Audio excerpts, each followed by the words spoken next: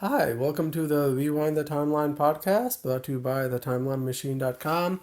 I am your host, the Timeline King. This is the podcast where we go back in time and take a look at all the pop culture anniversaries that have happened this past week. We're going to be looking at the 10-year, 25-year, 35-year, 50-year anniversaries, and so on. This is episode 21 of this podcast, and for this episode, we will be looking at all the pop culture anniversaries that have happened from August 20th all the way until August 25th. Let us begin. First is August 20th. This is 200 years ago, August 20th, 1823. We have the death of Pope Pius VII, who died of old age at the age of 81. Pope Pius VII's best accomplishment was to work with Napoleon to guarantee religious freedom for Catholics living in France, which has stood unchallenged until this very day. So rest in peace, Pope Pius VII. Next, we go to August 21st. First is 25 years ago, August 21st, 1998. We have the release of three movies, Blade, Dead Man on Campus, and Devil in the Flesh. Blade, starring Wesley Snipes. I don't think that this is a great movie on its own, although it certainly has some great one-liners, like some of these mothers are always trying to ice skate uphill. But Blade's real accomplishment and what it's known for is like what it did for comic book movies, especially Marvel movies. Now, Marvel Comics has been around since 1939, but they've only had like a couple of prior big screen adaptations. First was in the 1940s with a Captain America serial. Then we had a Howard the Duck movie in 1986, and then finally Blade came out in 1998, and it was the first movie to actually succeed at the box office.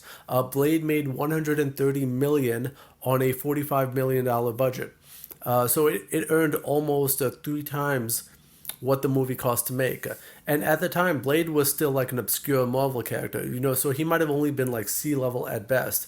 People were definitely not watching the Blade movie because they recognized him as a comic book character. It was only the appeal of like Wesley Snipes battling vampires that was like the main draw for the audience. And it's funny because the character in the movies doesn't have much in common with the character from the comic books, aside from like Blade being a black man who hunts vampires. So in the comics, like Blade is British. In the movies, though, Blade is from Detroit. So the movies also made Blade like part vampire. So he had some of their powers, and none of that was present in the comics before. And because the movies became popular, these aspects were like later adapted into the comics. And because Blade was like a sleeper hit at the box office, I'm sure the at like Fox and Sony were like taking notice and were like, if a no-name character like Blade can become successful, imagine what can happen with X-Men or Spider-Man. And that's why Blade is often credited with starting the Marvel age of movies, which is still continuing now. I'm sure like although I'm sure like we would have gotten a Spider-Man movie or an X-Men movie like eventually regardless, those are big characters. Somebody would have had to have done them at some point. I just feel like because Blade was the first major success for Marvel, it does get cited as like what opened the door for like Marvel movies, and that's why Blade is still like honored to this day. Now, I suppose I should talk about the upcoming Blade reboot that's starring Mahershala Ali. So this movie was originally supposed to come out this year, but pandemic delays and writer strikes have delayed it. The current release for this movie is February 2025, but since there's not even a director attached yet, I don't think that they're going to make this date, and I honestly don't see this movie as being like any good, even if it does come out. The MCU has kind of been like losing its touch lately with like disappointment after disappointment. And the original Blade film like benefited from being like an R-rated movie. So the question on fans' minds, like myself, like, is this Blade going to be PG-13 like all the other movies? Like, Deadpool 3 is coming out soon, right? And they're gonna say that that's gonna be rated R, right? But I can't see Deadpool 3 being a hard R like the way that the first two were. I don't feel like it's gonna have like all that nudity or like violence the way Deadpool's 1 and 2 did. And if they do somehow end up pulling that off, you kind of run into the same problem as like Eternals, where the movie has such a different tone that it felt like it should have been in its own universe. But I guess like we'll have to wait and see, to see what happens with this new Blade movie. So, but yeah, happy 25 years to the original Blade. Next, we have A Dead Man on Campus. This is Mark Paul Gosselaar's first film after playing Zach Morris on Saved by the Bell, and this is a completely different performance from Zach. So the premise of this movie is that like these two college kids, right? They're struggling to get good grades. And one of them needs to get A's in order to keep his scholarship, and the other one is like trying to please his dad. So they can't get the grades that they need, so they find this like loophole in the college rules where it states that if their roommate commits suicide, they will get all A's in their classes for the rest of the semester. So both of them trying to find like another roommate with like mental health problems and try to push him into like killing himself. And just by hearing that, you can already tell like what is wrong with this movie. The premise is not funny to begin with, and the movie does not make it funny. So, and then thankfully we reached a point in our society where I don't think anybody would even consider making a movie like this today. And I guess like happy 25 years to Dead Man on Campus for doing something that I hope that no other movie would do. And lastly, we have Devil in the Flesh. So this movie was also titled Dearly Devoted for its international release. I think Dearly Devoted is a much better title. I don't really get why it was called Devil in the Flesh to begin with. Anyway, this movie stars Rose McGowan. I was first aware of this actress when she appeared on Charmed. She was season 4. She replaced Shannon Doherty, who left the show. I think and I think I might have stumbled onto this movie while flipping through the channels one day. It was on like Lifetime or like some such channel, and I was thinking like, oh, I recognize this actress from that show that I used to watch. Let me check out this movie. And then so basically like the story of this movie is that you have this girl named like Debbie Strand, right, who comes to live with her grandmother after Debbie's own mother died. And so Debbie starts off like all cute and innocent, but as the story progresses, you find out that Debbie has a dark side. We find out that Debbie killed her mother because her mother slept with a high school teacher that Debbie had a crush on. And then now Debbie's in this new neighborhood, and she gets a crush on a different teacher at her local high school, and the process kind of repeats itself, and she proceeds to kill or get rid of anyone who like stops her from being with the teacher. I know from explaining the premise, like the movie kind of sounds interesting, but I don't think the execution is that great. So I can't really recommend watching this movie. It's basically like Debbie kills somebody, she hides it. She kills somebody else, she hides it, and then so on for 90 minutes until the police start figuring it out. They did make a sequel to this movie a couple of years later called The Devil in the Flesh 2. Rose McGowan doesn't come back. Instead, Jodie Lynn O'Keefe takes the same role. This movie retcons the last one a little bit. In the first movie, the main character is called Debbie Strand. Here, the main character is called Debbie Strong. And when they discuss Debbie's backstory in the second movie, they say that she only killed two people, her mom and her grandma. Now, but versus in the last movie, we see her killing like many other people. So, and I'm guessing that the police either didn't find those bodies, they couldn't prove that it was Debbie who did it, or that the people somehow survived off screen. But anyway, I liked this second movie even less than the first one. I think the only thing saving this movie is that Jodie Lynn O'Keefe is a better actress than Rose McGowan. Jodie Lynn O'Keefe would later become famous for her role in Prison Break, and she's definitely a talented actress. I enjoyed watching her performance in this movie, but otherwise, this movie is just the same repetitive garbage that the first one was, where Debbie falls in love with another teacher, this time in college, and she starts killing people again one by one. And thankfully, they never made a Devil in the Flesh 3. So I just like to pretend that Debbie ultimately got her comeuppance and she is safely locked away in an insane asylum now. But regardless, happy 25 years to Devil in the Flesh. Also on August 21st, this is 10 years ago, August 21st, 2013, we have the release of the film The Mortal Instruments City of Bones. This was based on the first book of the Mortal Instruments book series. It is another one of those like teen fantasy books that became popular and were turned into movies. Like after Harry Potter, so you would get like Twilight or Percy Jackson or Hunger Games or Divergent. I haven't read the Mortal Instruments books, and this movie like really does not make me want to read them. The story in this movie is such a mess, and that I could like barely comprehend it at all. It's a shame because like this movie does have like a lot of actors that I've enjoyed. Like I think Lily Collins is great in what she's been in. Lena Headey is also a great actress. But I think it kind of suffers more from like a lack of clear direction in what kind of story it wants to tell. And for that, like I can't recommend this movie. But if you are a Mortal Instruments fan, you might like the TV show that came out in 2016 called The Shadowhunters. Supposedly, it is more faithful to the books, and it was better received critically. But yeah, happy 10th anniversary to the film The Mortal Instruments City of Bones. Next, we move to August 22nd. First is 50 years ago, August 22nd, 1973. We have the birth of actress Kristen Wiig in Canandaigua, New York. I hope I'm pronouncing that right. I'm probably not. It's a Native American name. I mentioned in a previous episode that I often get this actress confused with Vera Farmiga. Not only do they look very similar, but both of them were also born in August of 1973. I've always liked Kristen Wiig's performances. I think like she's one of the best female comedic actresses working currently.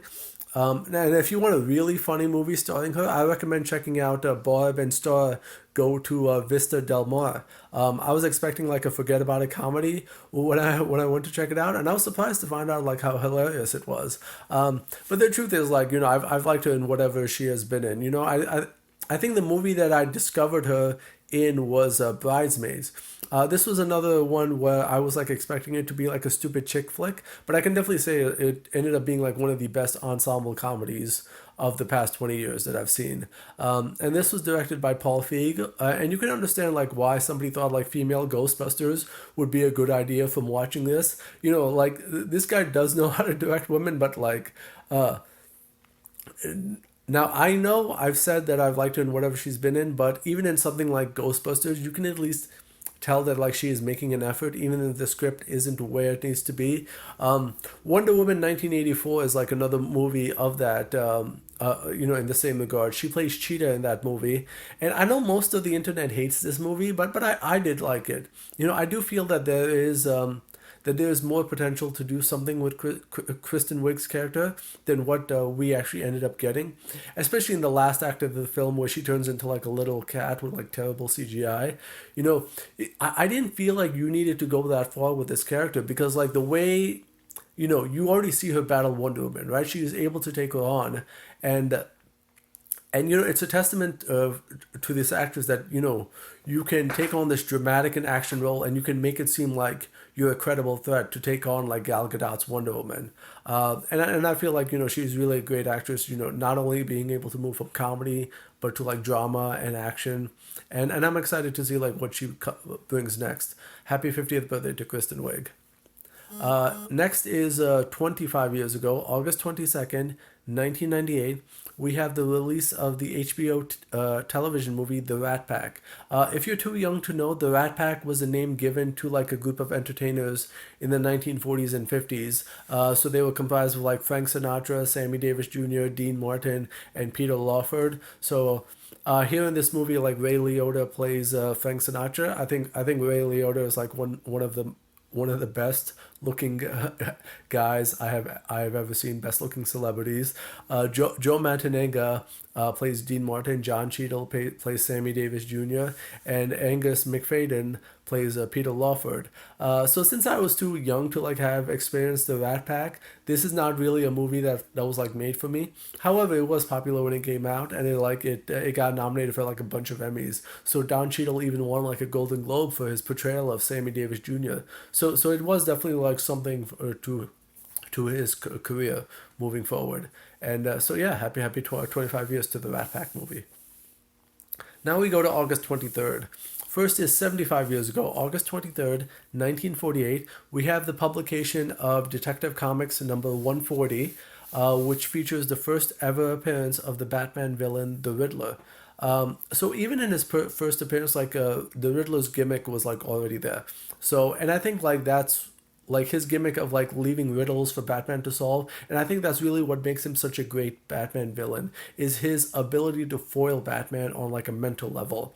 A lot of the clues that like Riddler leaves behind are ones that like only the world's greatest detective can solve, and it's mainly because of that you can see like why writers like always try to find ways to bring the Riddler back to be a foil to Batman. The Riddler has been adapted into like live action several times. Like, and live action Riddler usually goes in like one of two ways, right? You have something like Jim Carrey's version of the character, which leans into like the more sillier aspects of the Riddler. So I mean, after all, like who would take a guy who leaves like riddles seriously? And these kind of like Riddler portrayals like always poke fun at the absurdity of this character, and they also kind of imply that like a lot of the damage that Riddler causes is unintentional. You know, he just wants to have fun, and he doesn't realize that he's ruining people's lives. And it's certainly the case in like a comic book that I read, the Batman the Riddle Factory, where like Riddler puts on like a cable access show, and he does it with the intent of like exposing the secrets of celebrities, you know. So all of that is just a diversion because like he wants to like do something else in that space, like he wants to find treasure, and the place where he's doing the show he just needs to buy time. So, but anyway, in like doing this show where he exposes the secrets of celebrities, you know, he's not realizing like the damage that he's doing to their lives and the people around them. Like so in the Riddle Factory comic, right? He exposes a famous pop singer for being transgender, and the singer like ends up committing suicide because of all the backlash she receives after that transgender revelation. So Riddler like you know, in the Batman universe and in the Jim Carrey portrayal, he's not a threat in that he actually wants to hurt anybody, but just like that his penchant for riddles kind of hurts people indirectly. And then but then you know you also have like a different take on the character. You have like this darker version of the character that like we saw recently in the film The Batman, where Riddler is played by Paul Dano. Now, if you've seen like the Batman movie, like you know that this is like a much different version of the Riddler. Like, I mean, he looks nothing like the comic version except for like being dressed in green. And so this Riddler is kind of more inspired by the Zodiac killer, who was like a real life serial killer in the 1960s, and he left clues for the police to solve for like all his victims. Now, in this respect, I have to commend the Batman for like making Riddler like actually feel like a scary villain, and like and he actually feels like, oh hey, this is what the Riddler could be like if he was like a real life figure. And he also like this version of the Riddler, Paul Dano's version, he kind of also embodies all that like extremism that is present in politics or modern politics, and you can see like how somebody could become like the Riddler just by making a few friends on like the dark web. My favorite riddle that he uses in that movie is when he says like, what does a liar do when he's dead? And like when you find out the answer to that, it's like, but wow, this is the perfect riddle that like a serial killer would use. But you know, I think like whatever version of the character that you're a fan of, I think it's easy to understand like why Riddler is so popular as a Batman villain, and why he's been around for like 70 years, and why he will probably be around for like many more years to come. So happy 75 years to the Riddler. Next is 35 years ago, August 23rd, 1988, we have the release of the 4-issue comic book miniseries, The Prisoner Shattered Visage. So The Prisoner was like an old British TV show that aired in 1967. It dealt with a secret agent who was like trapped in a location called the Village. He didn't know like why he was there. Like everything was a mystery, like how the place operated. Basically, it was like the '60s version of Lost. And so the show only lasted for one season before it ended, but it was like constantly shown in repeats, and pretty much like everybody who saw the show kind of like wanted some answers. What is this village place? And after 20 years, like this comic like finally gave the answers that like people have been looking for. But you know, like all, you know, it's all with mysteries, right? Like, when we're so obsessed, like, with mysteries, when you have so many years to think about, like, what the answers could have been, I always feel like it's more fun speculating on, like, what the fan theories could be, instead of just giving a concrete answer to this. So, I would say, like, go in with some hesitation. If you want to know what happens after the Prisoner show ended, check out this comic. Otherwise, skip it. Regardless, happy 35 years to the Prisoner Shattered Visage. Next is 25 years ago, August 23rd, 1998. We have the premiere of That 70s Show on Fox. Growing up in the 1990s, the 70s was only 2 decades behind. Now in 2023, we are 50 years removed from it, and I just feel old just thinking about that. So That 70s Show came out in 1998, right? And it explored this family and group of friends living from 1976 to 1979. So they're discovering, like, Star Wars for the first time, like all the stuff that, like we take for granted, that they kind of just are discovering.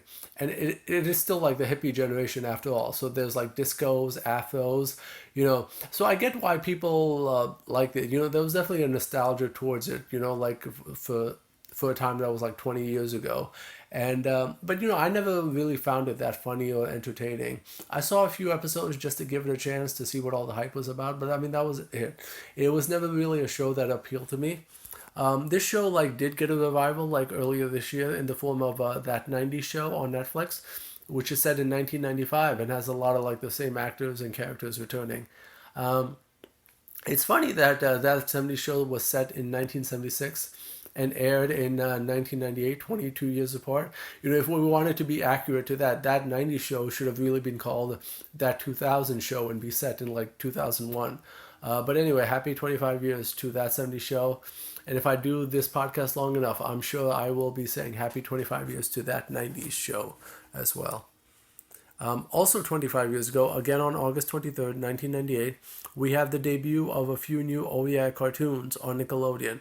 First is Tales from the Goose Lady.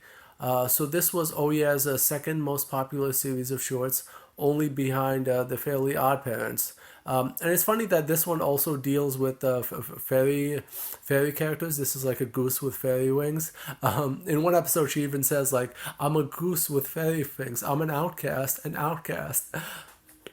So in this series, like, Mother Goose finds, like, two children to tell stories to. They're twins named, like, Dot and Randy. And I gotta hand it to these kids. Like, they are 10 years old, and yet they are patient enough to listen to every one of the Goose Lady stories. I know at that age I would have just gotten sick of it and left. And Goose just uses her wand named Juanito. It's a storytelling wand to tell these kids different versions of all, like, the common fairy tales. So the first episode that debuted on this day was Jack and the Beanstalk. So in the normal story, everybody knows Jack and the Beanstalk, right? So Jack sells his family's cow for a few magic beans. In this version that the Goose Lady tells the kids, Jack is now a beatnik who sells the family's hippie van for magic coffee beans that take him to a hippie cappuccino drinking giant.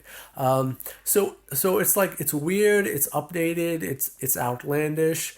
And it's, like, very, very loosely based on, like, the normal fairy tale. And I liked the premise that this cartoon was doing for, like, a few episodes, but let me say the series ran for like 9 cartoons, right? So the second longest to Fairly Odd Parents, which ran for 10 cartoons.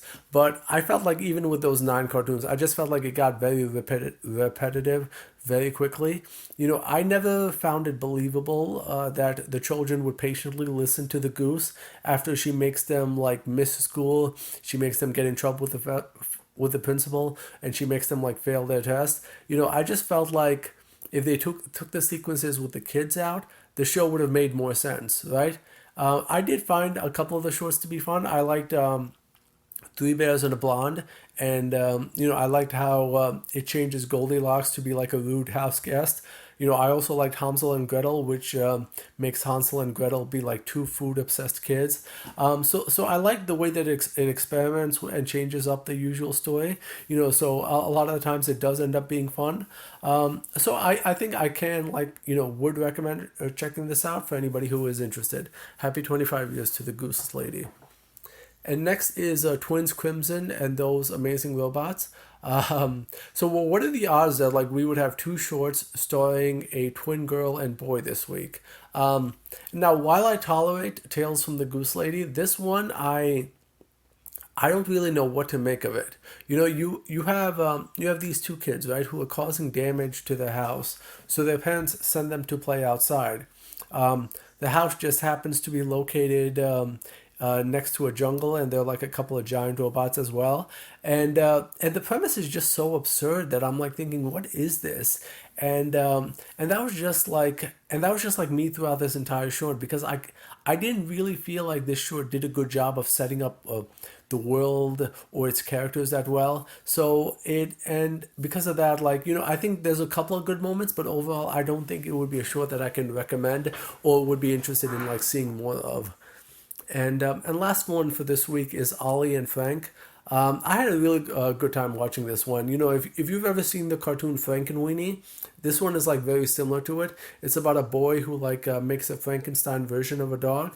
So it's a fun little short, and I like that it feels very old school. One of the characters even talks like the way you would imagine people talking in the '60s, like, oh, gee willikers. And the main character, so he's like this book smart.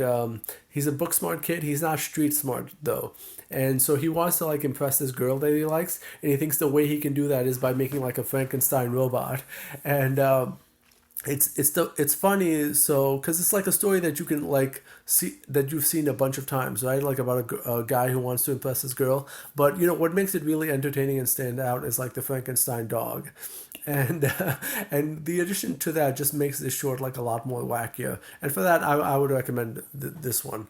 All right, so let's move on. Next is 10 years ago, August 23rd, 2013, we have the release of the film Drinking Buddies. I really like this movie. It's about a couple of coworkers hanging out at a brewery in Chicago. I would definitely recommend checking this out. This movie is available for free to watch on Tubi for anybody who wants to check it out. And yeah. Happy 10 years to the Drinking Buddies. Now let's go to August 24th. We have two celebrities turning 50 years old today. Both of them were born on August 24th, 1973. First is Dave Chappelle, who was born in Washington, D.C. Chappelle is somebody who needs no introduction. This dude is a world-class comedian. Chances are you've seen at least one of his stand-up specials, or you watched one of his sketches on Chappelle's Show. And if you haven't, I really recommend checking him out. The dude is a born entertainer. Probably my favorite joke from him is I always take a relationship to the next level. If that works out, I take it to the next level after that until I finally reach the level where it becomes absolutely necessary for me to leave. And yeah, and if you like that joke, check out more of Dave Chappelle's stand up. Happy 50th birthday to Dave Chappelle. And the other birthday is for voice actress Grey DeLisle. She's also gone by the name Grey Griffin. So unlike Chappelle, so Grey DeLisle doesn't have that same household recognition, but chances are you've definitely seen some of the cartoons that she's worked on. I put down that she plays Daphne Blake in the Scooby-Doo franchise. She voices Asajj Ventress in Star Wars Clone Wars. She was Princess Azula in Avatar: The Last Airbender, Captain Marvel in Avengers Assemble, Wonder Woman in DC Superhero Girls, and Martin Prince on The Simpsons. But all of that is really just the tip of the iceberg with her. She has done so many other cartoons that I'm sure you can create an entire channel dedicated to her work. And she's also voiced some of the Oh Yeah cartoons that we've covered. She worked on Jelly's Day playing the title character. She was in Protector 5000, the kid from school, which we'll get to one day. So definitely a talented actress, and a variety of range. Happy 50th birthday to Grey DeLisle. And lastly, we get to August 25th. First is 75 years ago, August 25th, 1948, we have the first televised congressional hearing. This one deals with the House Un-American Activities Committee and their interrogation of a suspected communist member named Alger Hiss, who was a former state official. So this was in the days of the Cold War, where like fear and paranoia over like who was secretly working for the Soviets were rampant. Now a lot of paranoia still exists nowadays, but if you're interested in learning your history, the first televised congressional hearing happened 75 years ago this day. And next is 35 years ago, August 25th, 1988, we have the release of the film The Thin Blue Line. I consider this to be one of the best documentary movies ever made. It is the story of Randall Dale Adams, a man who was convicted and sentenced to death for shooting a police officer. So Adams' conviction came from like several eyewitness testimonies, and this documentary actually helped Adams get off death row by showing like how unreliable eyewitness testimony can be, and how like sometimes we can be motivated to convict somebody just because they look like the person who did it, not that they actually did it. So this movie is directed by Errol Morris, who's like a master filmmaker, and I recommend checking out all of his movies. In this movie, like he had the inventive idea of using like reenactments, which had never been done like prior before in a documentary, and but obviously this has become like the mainstay for like all documentaries ever since. And you really gotta like commend this filmmaker for getting such a great idea. So happy 35 years to the film The Thin Blue Line. Also 35 years ago, August 25th, 1988, we have the release of the book The Return of the Shadow by Christopher Tolkien. This is the first book in the History of the Lord of the Rings series, and the sixth book in the History of Middle-earth series. Christopher Tolkien, so he was writing this book about his father J.R.R. Tolkien and his process in writing The Lord of the Rings. So it's definitely a good book and a good read for anybody who's like a Tolkien or Middle-earth fan. I would say check it out. Happy 35 years to The Return of the Shadow by Christopher Tolkien. And next is 25 years ago, August 25th, 1998, we have the release of the direct-to-video Disney movie Pocahontas 2: Journey to a New World.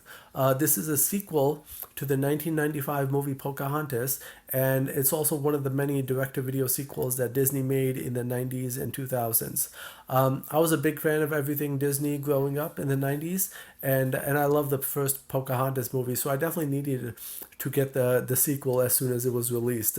And as a kid, like you just like these movies for their songs and animation, but as an adult, I can appreciate the sequel for the way that it fixes the original story. No, don't get me wrong. Like, I like the original Pocahontas, but I was also 5 when it came out, right? When I found out the real story of Pocahontas and how it was like absolutely nothing like the original film, except for maybe you just like take the names and then you do nothing with it, so for that, I didn't really feel like Disney's movie did justice to the Pocahontas person or the real life events.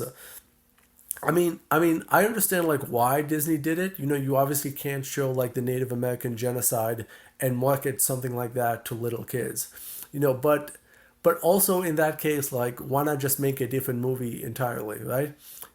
So fortunately, this sequel kind of like brings the story more in line with what really happened, and it ends up being more or less true to like what happened to Pocahontas after like she left Virginia, she went to the UK, she kind of assimilated herself to Victorian society, and she met and married a man named John Rolfe. And when I was watching this as a kid, I definitely felt like I definitely felt a little bad for John Smith, who kind of just got sidelined. He wasn't really a main character in this movie. But as an adult, though, again, and being more aware of the true story, I did appreciate this movie for doing the right thing in depicting that, like, John Rolfe was like, who Pocahontas ultimately ended up being with. And a history lesson, there is a reason that we will never get a Pocahontas 3. At the end of Pocahontas 2, Pocahontas sails back to America. In real life, she died on the way back. So Pocahontas was only 21 at the time, and when she got sick and died. But however, Pocahontas and John Rolfe did have a son together, and so Pocahontas's descendants are still around today. In fact, the actor Edward Norton is a direct descendant of Pocahontas. Pocahontas is Edward Norton's like 12th great grandmother. So and since Disney owns the Pocahontas character and the Incredible Hulk, it wouldn't be too hard to think that the two are related in the fictional universe as well. Huh? You never know. Happy 25 years to Pocahontas 2: Journey to a New World. And last thing for this episode is 10 years ago, August 25th, 2013, we have the 2013 MTV Music Video Awards, which were held at the Barclays Center in Brooklyn, New York. The day after the show, everyone in entertainment was talking about like Miley Cyrus and her twerking on stage with Robin Thicke. Nobody ever mentioned the NSYNC reunion, which I thought was like an even more memorable moment, especially if you're a 90s kid. But what can you do? Miley Cyrus stole the show. But anyway, that's it for this week's episode. Tune in next week for episode 22. And be sure to follow us on Facebook and Instagram to keep up to date on all the latest anniversaries. We are on Facebook at The Timeline Machine and Instagram at Waste My Time Machine. Also, check out our website, The Timeline Machine, for more content. And remember, keep rewinding the timeline.